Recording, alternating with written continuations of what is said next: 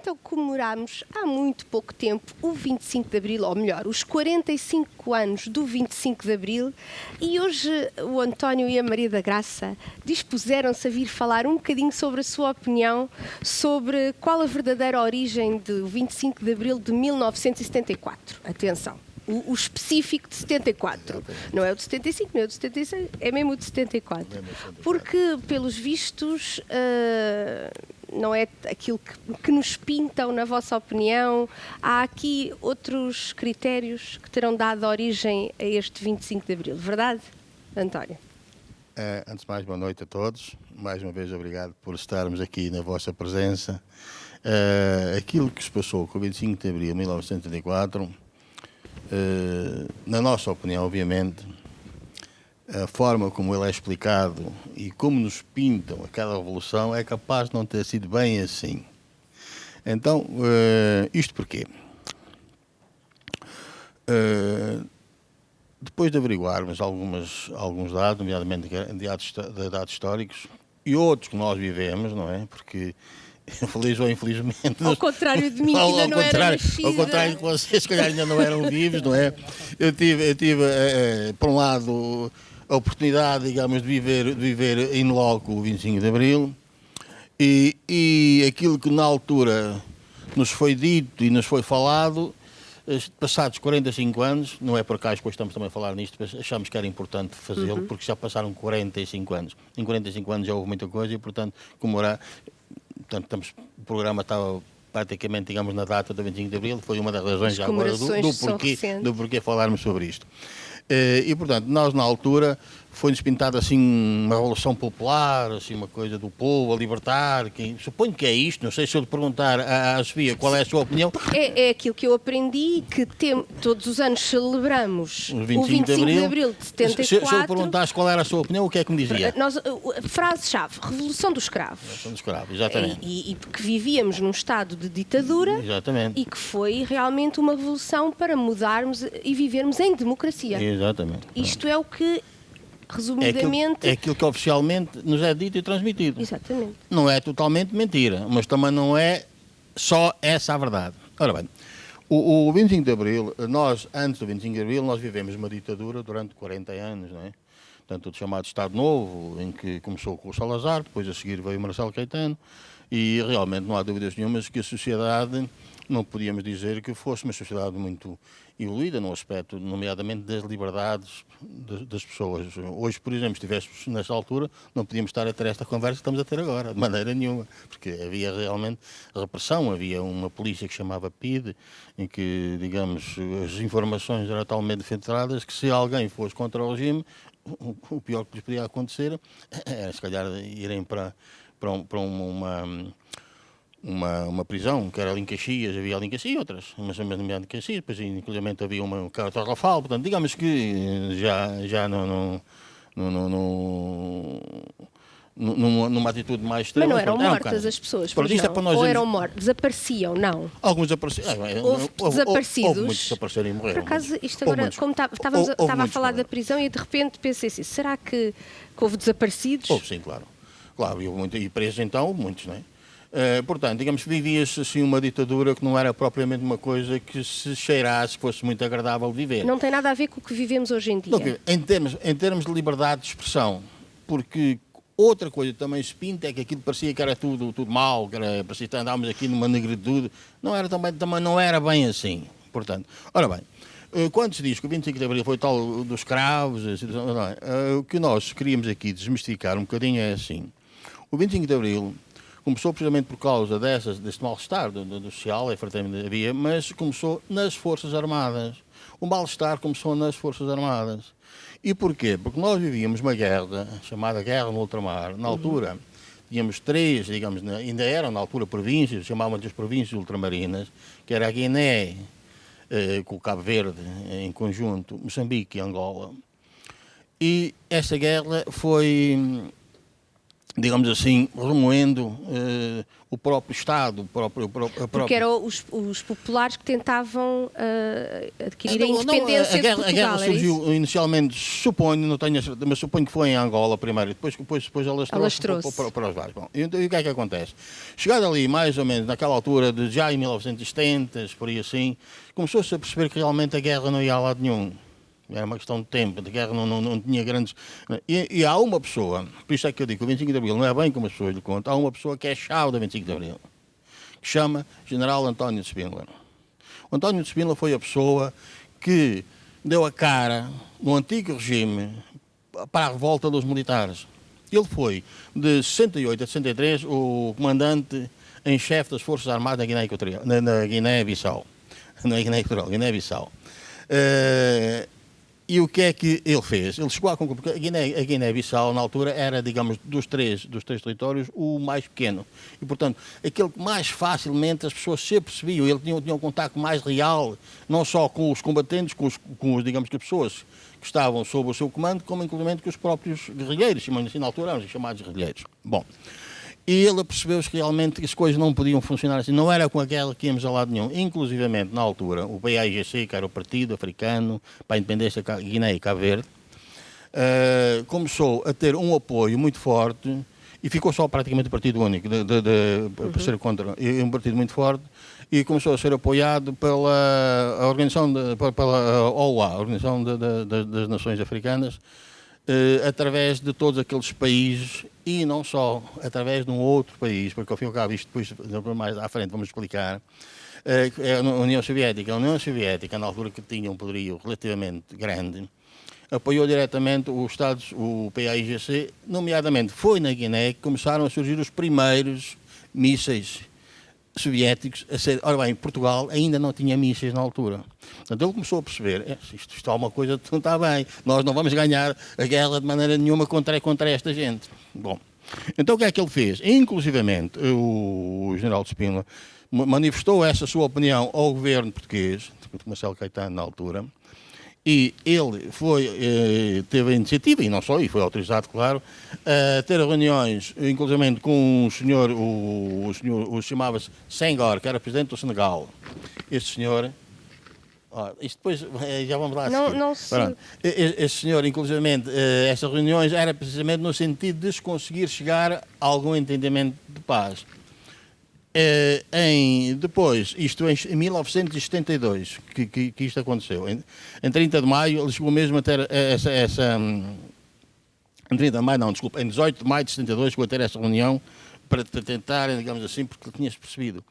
E depois, em 30 de maio, o governo português, Marcelo Caetano, proibiu, pura e simplesmente, não há mais conversações, nós não queremos nada disso e queremos continuar. Ora bem, isto criou um mal-estar no próprio homem, não é? Porque ele estava a fazer um esforço para tentar resolver a situação e, perante isto, só havia uma hipótese.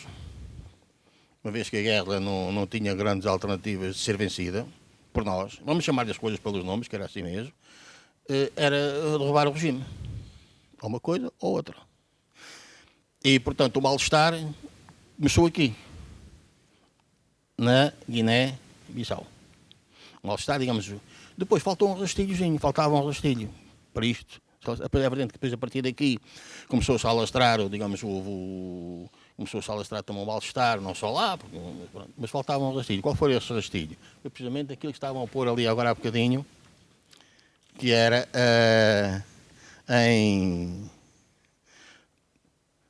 Portanto, além deste mal-estar, havia também uma grande falta de oficiais. Na tropa, digamos assim, nos militares tínhamos dois tipos de oficiais. Os oficiais milicianos e os oficiais do quadro permanente. O que é que acontecia? Os oficiais do quadro permanente eram pessoas que estavam constantemente a ir em comissões para o ultramar. Pronto. Então, o que é que acontece? Acontece, como havia muita falta destes oficiais, o ministro, na altura da Defesa e do Exército, o general Saviano Rebelo, não sei se foi só ele, se foi incumbido assim ser, lembraram-se de promulgar um decreto-lei em que dizia o seguinte, aliás, está aí escrito, não é? Decreto-lei número 305. podem transitar, aliás, assim, dizia assim, os oficiais do quadro especial podem transitar para os quadros especiais eram os chamados milicianos, os tais oficiais milicianos. Podiam transitar para quadros permanentes nas várias áreas que ele tinha, da infantaria, da artilharia, cavalaria, mediante a frequência de um curso intensivo. O que é que isso significava? Que Eles ficavam equiparados aos permanentes. Digamos, os milicianos ficavam equiparados aos quadros permanentes. E depois há um outro decreto-lei a seguir. Ou seja, na realidade ele estava a tentar produzir oficiais permanentes por um lado, rapidamente. estava a tentar resolver um problema de falta de oficiais permanentes, digamos, pelo menos com essa qualidade. Mas isso era um problema que os oficiais permanentes se queixavam. O que eles não gostaram foi as condições serem iguais. Exatamente. Depois a seguir ele faz mais. Depois temos um outro decreto-lei, que é o 409 de 73, diz assim, eles ficam equiparados, mas não podem exceder O de capitão. Pronto. Estou a perceber agora porque a revolta dos capitães de Abril. Porquê é que foram capitães e não foram marchais, ou não foram generais, ou não foram sargentos? Ali? Aqui está uma das razões, talvez a principal, o rastilho para que isto acontecesse. Portanto, foi exatamente a partir daqui começou o mal-estar, já não era muito bom, a partir daqui o mal-estar ficou acrescido.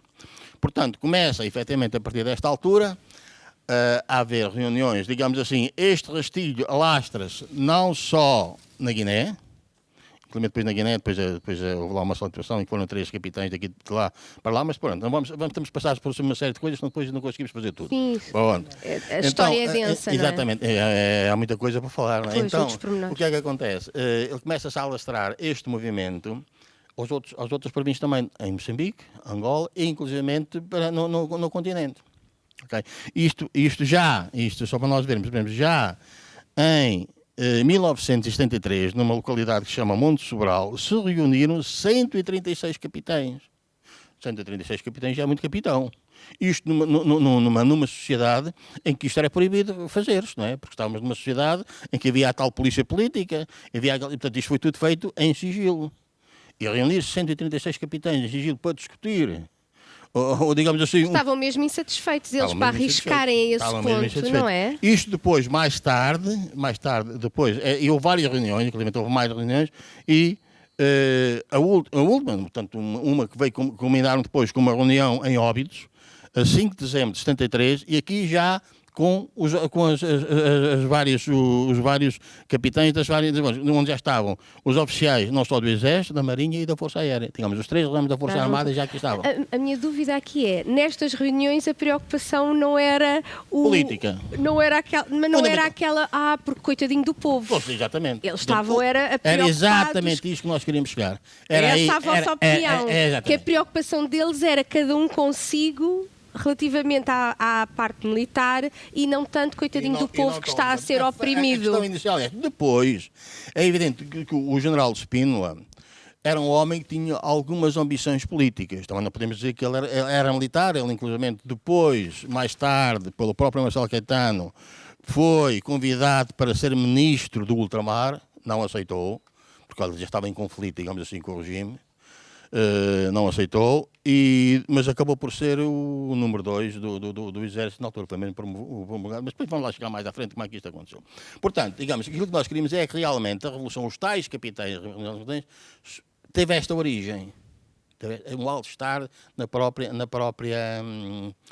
próprio seio das Forças Armadas. Foi aí que teve a chamada Revolução dos Capitães. Mas isto é evidente que só assim também não iriam muito longe, não tinha grandes alternativas. Então o que é que eles fazem? Há, digamos assim, uma forma... Eles tinham que ser politizados. Eles próprios procuravam ser politizados. E há uma coisa que nós temos de ter consciência que é assim. Esta revolução não se deu só por dar. Porque o problema de que estava a acontecer na Guiné e que depois estava também a acontecer em Angola e Moçambique, não era um problema entre pessoal indígena de lá, ou moçambicanos e angolanos e guineenses e os portugueses. Não era esse o problema. O problema é que havia por trás desta situação toda, havia e ainda continua, 2 grandes potências que queriam tomar conta daquilo, que eram a Rússia e os Estados Unidos. Tão simples quanto isto, não tem nada a saber. A Rússia e os Estados Unidos estavam por trás daquilo. Então o que é que acontece? Viram aqui esta possibilidade maravilhosa, digamos assim, de incendiar a fogueira e começaram a pensar em utilizar esta gente para derrubar o regime. Que, diga-se de passagem, também já estava um bocado podre, diga-se de passagem. Inclusivamente, há uma reunião em Paris, em 1973, onde são presentes a URSS e a USA. A URSS apoiar, tinha depois como, digamos assim, os seus peões em Portugal, o Partido Comunista, e os americanos tinham como peões os partidos socialistas. O Partido Comunista muito mais forte na altura, porque o Partido Socialista também tinha algum poder, mas o Partido Socialista tem uma base, sempre teve uma base muito maçónica. O base do Partido Socialista, que não vale a pena, estamos aqui a escamotear, é assim, grande parte dos quadros socialistas eram e continuam a ser maçónicos. E na altura a maçonaria em Portugal era que era secreta na altura. Era mesmo secreta. Agora não é. É uma sociedade secreta, muito mas na pouco altura, secreta. Mas na altura devia ser, por causa da era PIDE. proibido. O Partido Comunista também era proibido, mas era diferente. Tinha nenhuma células, as coisas funcionavam. Mas não estou a dizer que o PS, que as pessoas socialistas não tiveram também importância, atenção, mas não tiveram tanta. O curioso é que um país tão pequenino a ter dado que fazer aos russos e aos americanos, e já vamos ver potências tão grandes. Mas o problema não era o português pequeno. Pois não, era os países que... E depois nós vemos o que é que aconteceu depois aqui no 25 de Abril. Aí vocês, embora cá não estivessem, mas pelo menos já viram a história, já viram o que é que aconteceu. Portanto, está a ver qual para nós chegarmos ao que foi este enredo do que foi o 25 de Abril. Bom, portanto, já em 1973, inclusivamente, nesta reunião, esteve um senhor chamado Joseph Lanz, que era nada mais nada menos que o secretário-geral da NATO. Também. Pois, também. Não é tão bem assim. Isto não é para brincar. Isto não é para brincar. Não foi a brincar com os portugueses saíram Mas isso foi uma coisa que só se veio a saber mais tarde. Isso não era público. E que as pessoas não dizem ainda. Por isso é que eu achei que era importante nós falarmos sobre isso. Porque é mais bonito os escravos, a revolução, o povo. A história fica mais bonita assim, vamos ser sinceros. Portanto, foi nesta altura que a estratégia começou, tanto por um lado, pela CIA, do lado dos americanos, e pelo KGB, do lado dos soviéticos, começou-se a delinear a estratégia para apoiar, por um lado, com o apoiante dos comunistas e dos socialistas, e com duas pessoas a encabeçar isto, que foi nada mais, nada menos que o general Costa Gomes e o António Spínola, que já porque o António Spínola era, digamos assim, a pessoa embrionária de todo este imbróglio. Pronto. Isto é para nós percebermos que realmente foi um pouco assim que isto aconteceu. Depois, o que é que acontece mais? Isto foi o que aconteceu em Paris. Entretanto, o general António Spínola e o general Costa Gomes, digamos que começaram então a ser os líderes do movimento, e em janeiro de 74, digamos assim, já começou a tentar politizar isto. E o general António Spínola publicou um livro, que era Portugal e o Futuro, em que ele já dizia, não só, digamos, manifestava o seu desagradado com isto, mas inclusive dava soluções para resolver o problema das ex-colónias. E como é que ele... Mas conseguiu publicá-lo? Pronto, ele na altura já era o número 2 do Exército. O poder dele protegeu-o ali um bocadinho. Mas este livro, Portugal e o Futuro, também já ficou definido na tal reunião de Paris para fazer assim. Digamos, começou a entrar politicamente a coisa a funcionar. E o que é que acontece? Com este livrinho, ele já dizia qual era a sua ideia para as ex-colónias, na altura ainda colónias, que era precisamente dar-lhes uma espécie de autonomia. Portanto, não entregar aos partidos, ou aos grupos, aos movimentos que lá estavam na altura, mas, digamos, a ideia seria mais ou menos fazer aquilo que aconteceu com os Açores e com a Madeira. Digamos, terem governos próprios, mas com autonomia própria, mas dependentes, digamos assim, do continente. Do continente, digamos assim. Isto é, era fazer mais ou menos aquilo que a Inglaterra fez com a Austrália. Era esta mais ou menos a ideia. Ora bem, Isto era uma ideia interessante. Mas Apoiada pelos Estados Unidos e pela Rússia? Eles não deviam querer. Mas entrou aí é outra dinheiro, história. eles entraram com dinheiro ou vieram só dar palpites? Quem? Os Estados Unidos e a Rússia. Não, já vamos lá chegar. Vera, eu já queria saber a história. Vocês querem... Oh, António, está a contar uma história. Isto é uma história. E então eu estou a tentar Mas perceber. a história é a mesma história. Sim, sim. Estamos a basear. É evidente que isto também é a nossa opinião em alguns factos. Também estamos aqui a dar alguma opinião. Porque Mas isto é analisaram os história. factos e concluíram. Exatamente. Na realidade é uma conclusão que estamos a Nós tirar. consultámos, vimos coisas, algumas vivemos-las mesmo, outras consultámos, como é óbvio. Eu, por exemplo, só depois de consultar é que eu soube que o general de Espina tinha tido uma reunião com o presidente do Senegal, que eu não tinha conhecimento disso. Assim como só depois de consultar outras coisas é que tive a certeza absoluta, aliás, depois a Graça vai falar sobre isso, vamos mais tarde, que foi proposto numa reunião aqui que houvesse mesmo a pena de morte em Portugal e fuzilar as pessoas. Mas isto é outra coisa, já lá vamos a seguir. Bom, portanto, nesta altura, com o livro Portugal e o Futuro, digamos, começou-se a politizar. É evidente que, passados dias, o governo, digamos assim, despediu. É que eu estava a achar o governo muito sossegadinho. Demitiu os dois homens. Ambos Demitiu. Tanto o Spínola Eles eram tanto o generais. Spínola como o Costa Gomes foram demitidos. Ora bem, entretanto, no meio desta história toda, aparece uma figura de um senhor chamado, era na altura major, suponho que era major, Melo Antunes, que era Melo Antunes, há quem diga, que foi o ideólogo, digamos assim, a pessoa que idealizou o movimento, digamos, pôs na teoria o movimento das Forças Armadas, chamava Movimento das Forças Armadas. Evidente que não foi só, mas ele pôs, digamos, tentou pôr no papel aquilo, as várias formas como aquilo se devia de movimentar, digamos assim. É evidente que nós vimos também já naquela tal reunião de Paris, já houve ali os lamirezinhos de como é que as coisas deviam ser, mas, portanto, em março de 74, aliás, houve várias, já em Aveiro de 74, em Aveiro já tinha havido uma reunião com comunistas socialistas, precisamente para aprovarem as linhas gerais deste movimento, e depois, em março de 74, já com o general Costa Gomes e o António Spínola presentes, foi então proposto que o movimento se ia chamar Movimento das Forças Armadas. Okay? Nessa altura foi proposto que fosse chamado Movimento das Forças Armadas. Agora, há aqui uma coisa que também, pronto, aqui é capaz de ser um bocadinho de conspiração, mas é assim. O general Sá Viana Rebelo, que foi o tal senhor que era ministro das Forças Armadas, na altura fez o tal decreto-lei, ele também foi um pouco apoiante de um outro senhor, que na altura havia a Liga dos Combatentes do Ultramar, havia a Liga dos Combatentes, e que era uma liga que às vezes mostrava o seu descontentamento, digamos, não era assim muito bem vista, digamos assim, porque como liga mostrava o seu descontentamento. E então ele apoiou esse presidente, que era o Arnaldo Schultz, e só para nós vermos porquê.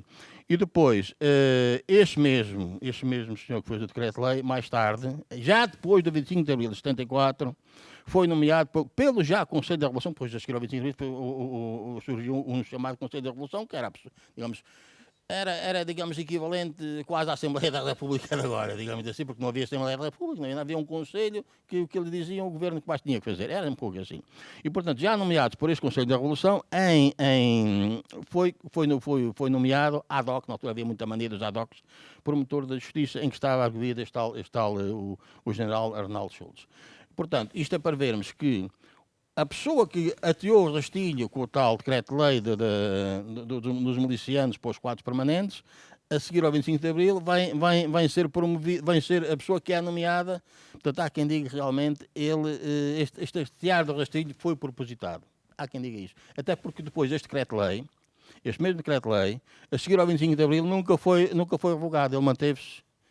Portanto, se fosse assim tão importante aquela situação, porque depois foi com base naquilo que houve a tais revolta dos capitães, não é? Se fosse assim tão importante, porque é que aconteceu o 25 de Abril, não revogaram logo o tal decreto-lei? Não, manteve-se. Portanto, Nem nunca mais se lembraram dele. Nunca mais se lembraram disso, já não interessava. Havia outros interesses maiores que esse. Bom, nós temos pouco tempo. Já temos pouco tempo. É complicado. Eu sei que É muitos complicado, por isso é que isto é muito para complicado. fazerem sentido a explicação é importante os fatos, mas temos depois, muito pouco depois tempo. há aqui uma série de coisas, por exemplo, porque é que isto depois surgiu, depois houve aqui, antes do 25 de Abril, ainda houve aqui uma, digamos, uma espécie de uma intentona que foi no dia 16 de Março, com umas tropas que eram para vir, que vinham de Mafra, para se encontrar com outras, vinham das Caldas da Rainha, para se encontrar com outras tropas em Mafra, e depois aquilo de Goroso. Porquê? Porque aqui, como eu disse, havia duas forças, comunistas e os não comunistas, e o Spínola nunca foi comunista.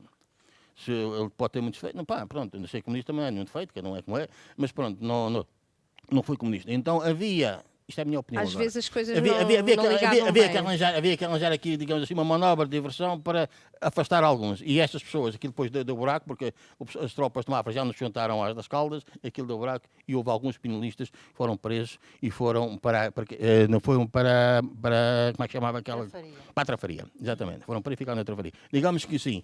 Foi aqui, nesta coisa, que se deu, digamos assim, as condições para que a outra parte não spinolista, digamos, a parte comunista, digamos assim, fizesse o 25 de Abril.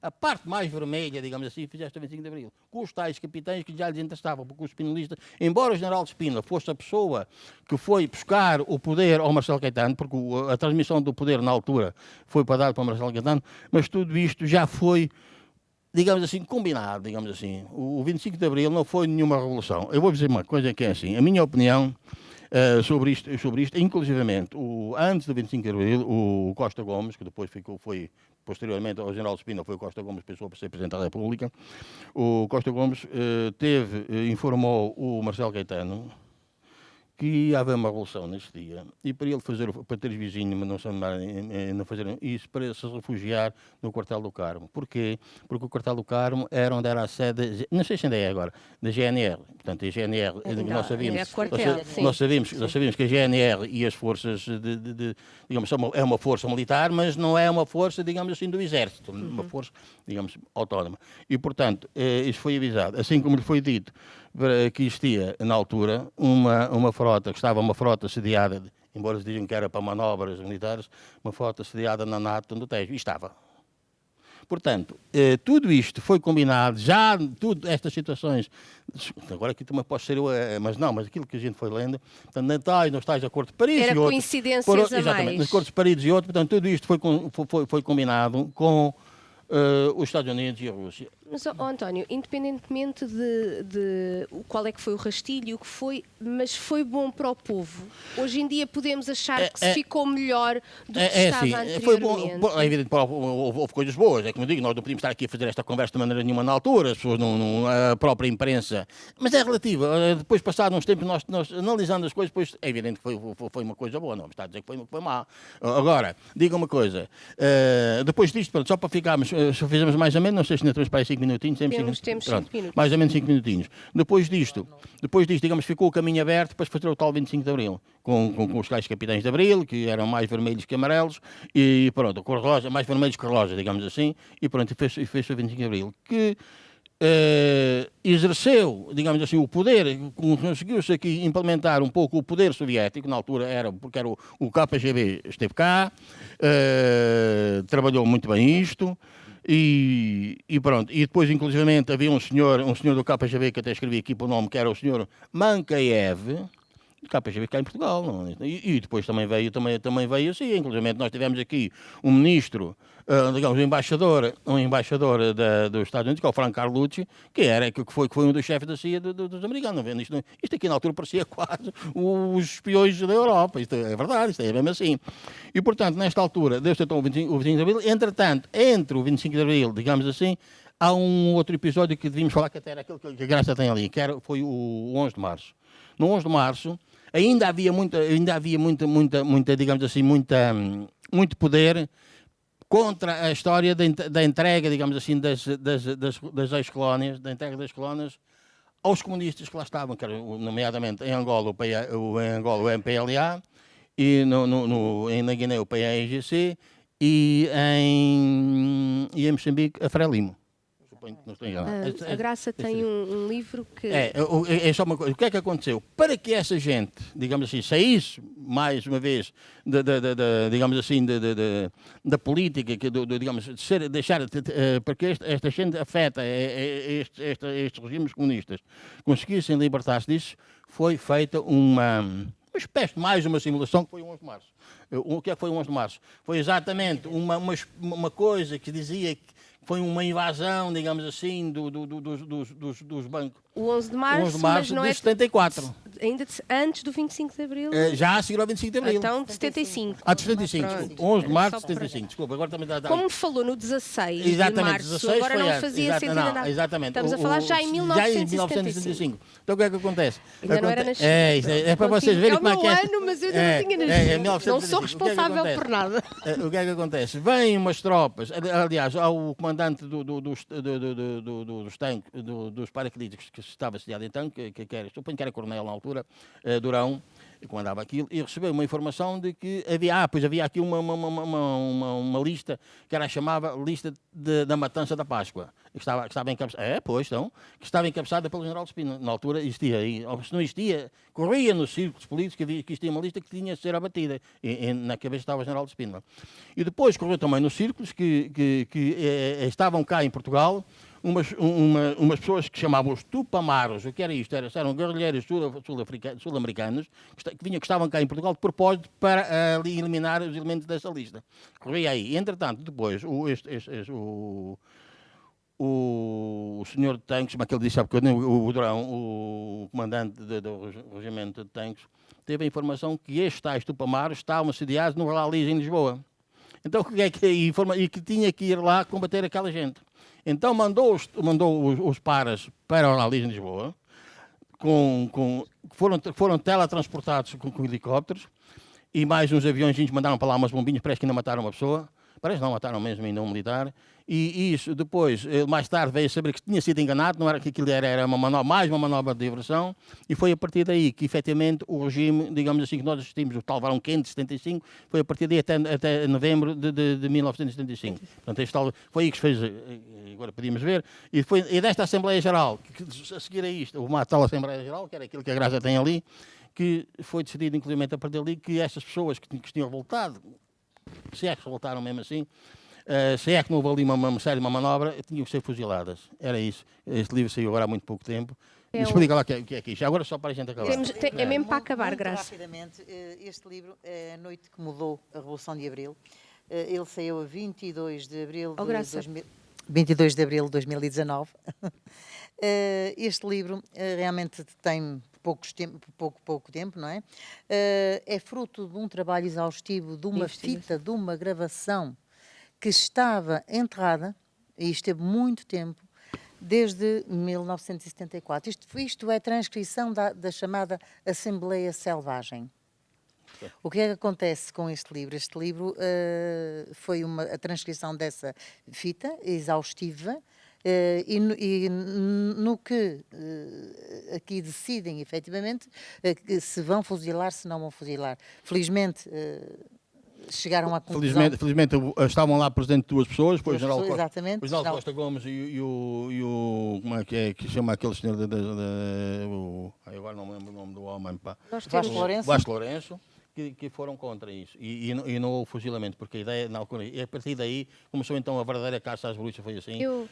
Agora, repare, só para acabar mesmo, agora quando diz assim, o que é que isto, só para acabar mesmo, neste verão de 75, o que é que se fez? Criou-se, digamos, entregou-se o poder das províncias ultramarinas aos partidos, que lá estavam na altura, que são afetos à União Soviética, fez-se isso, que era isso o grande objetivo. E depois o que é que daí aconteceu? É evidente que os americanos ficaram satisfeitos. Os americanos começaram a apoiar o outro partido, nomeadamente em Angola, a UNITA. Nós já não temos mais tempo. É só para acabar. E depois, para vermos que se tivesse sido feito uma coisinha bem feita, um 25 de Abril a sério, possivelmente nada disto acontecia. O que é que aconteceu? Aconteceu nas 6 províncias, guerra durante 30 anos a matarem-se uns aos outros. Agora, a culpa foi, não foi... Deixamos no ar. Eu agradeço muito a vossa presença. Peço desculpa por não conseguirmos mais, mas é mesmo assim.